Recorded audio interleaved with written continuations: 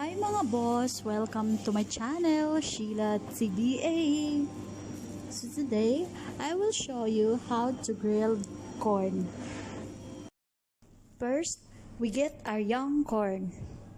Remove the leaves and then prepare your oven.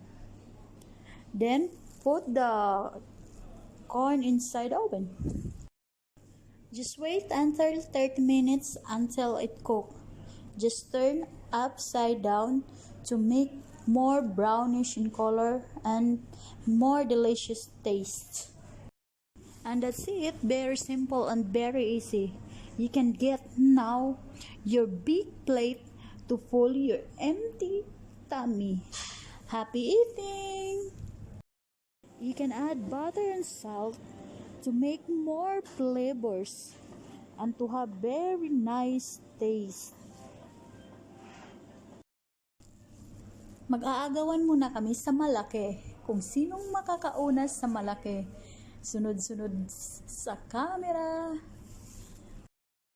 Sinong makakauna sa malaking mais? If you're new to my channel, kindly click the subscribe button below. Hit the notification bell so you will be updated for more upcoming videos. If you have comments and suggestions, just drop on our comment section below. And if you like to share my blog, thank you very much. You're free to share my blog. Thank you for your help and your support. God bless. Kainan na. Gutom na. Bye-bye. See you next time.